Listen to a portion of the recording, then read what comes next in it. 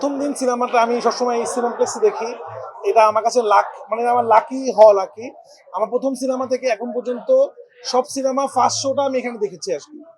তো এবারও আসলাম দেখার জন্য। আপনারা সবাই জানেন আমি এবার একটু অন্যরকম ছবি বানানোর চেষ্টা করেছি। অনেক তো বানালাম, তুফান, তাণ্ডব, সুড়ঙ্গ, পরাণ। তো মনে হলো দর্শকদেরকে ডিফারেন্ট একটা টেস্ট দেই।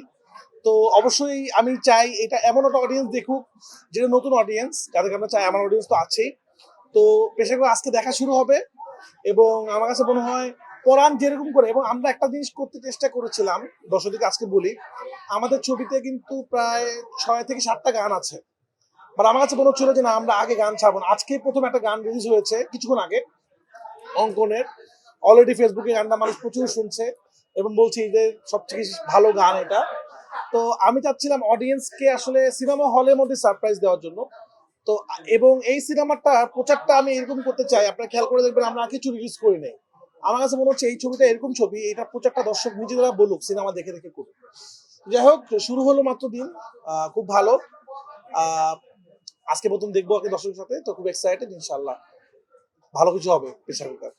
সবাই দোয়া করবেন আপনারা, সবাইকে ঈদ মুবারক এবং হলে আসুন বাংলা সিনেমা দেখুন। দেখুন, আমি চ্যালেঞ্জ ফিল করা কিছু না এখানে। আমি আমার সিনেমাটা বানিয়েছি, আমার কলিগরা তাদের সিনেমা বানিয়েছে। সিনেমা কোনো কম্পিটিশন না আসলে। এটা আমরা কম্পিটিশন আসে না, এটা কোনো ফেস্টিভ্যাল চলতেছে না যে একটা ফার্স্ট হবে সেকেন্ড হবে। সবাই সবার সিনেমাটা দেখবে। আমি আমার ছবিটা বানিয়েছি। আমি জীবনে অনেক রকম ছবি বানিয়েছি। মানে আমি এমন ছবি বানিয়েছি যে ছবির ফার্স্ট ডে ফার্স্ট শো টিকেটের জন্য 4 দিন আগে বুক হয়ে গেছে, হল ভাঙচুর হয়ে গেছে। সেই ফিলিংস আমি পেয়েছি, সুরঙ্গের ফিলিংস আমি পেয়েছি, পরাণের ফিলিংস আমি পেয়েছি। আমি সব ধরনের ফিলিংস পেতে চাই। এই ছবিটা আমি এরকম ছবি বানাতে চাইছিলাম আর কি, যেটা মানুষ দেখে হৃদয় ছুঁয়ে যায়। মানে ও অনেক এক্সপেকটেশন নিয়ে না আসুক। একটা ডিরেক্টরের কেরিয়ার অনেক রকম ছবি থাকবে। তো আমি সিনেমাটাকে কম্পিটিশন, প্রেশার, আমার সিনেমা আমি অবশ্যই চাবো এবং আমি জানি প্রেশার কুকার ওয়ার্ক করবে এবং হিট হবে। কিন্তু আমি এটা কোনোদিনও চাবো না যে আরেকজনের ছবিকে পিছনে ফেলে আমারটাই ফার্স্ট হতে হবে। এখানে ফার্স্ট সেকেন্ড থার্ড এর কোনো কথা নাই, কোনো প্রেশার নাই, কারণ আমার 4টা নায়কও আছে যাদেরকে আমরা লুকায় রাখছিলাম। আমরা নতুন নতুন অনেকগুলো নায়ক দিচ্ছি, এগুলো আপনারা আস্তে আস্তে পাবেন। আমি তো সারপ্রাইজ দিই মানুষকে। 4 নায়ককে সামনে নিয়ে আসছি, আমি 4টা নায়ককে সামনে নিয়ে আসবো, ডিফারেন্ট ডিফারেন্ট অভিনেতাকে নিয়ে আসবো। তো এইটা আসলে এই সিনেমাটাকে আপনার কোনো ক্যাটাগরিতে ফেলতে পারবেন না আসলে, যে এটা একটা অন্য এইরকম ছবি। এটা কখনো দেখলে মনে হবে রোমান্টিক ছবি, কখনো দেখলে মনে হবে থ্রিলার, কখনো মনে হবে ডার্ক কমেডি। এটা জনরাটা শিফট হতে থাকবে এবং অনেক চমক আছে।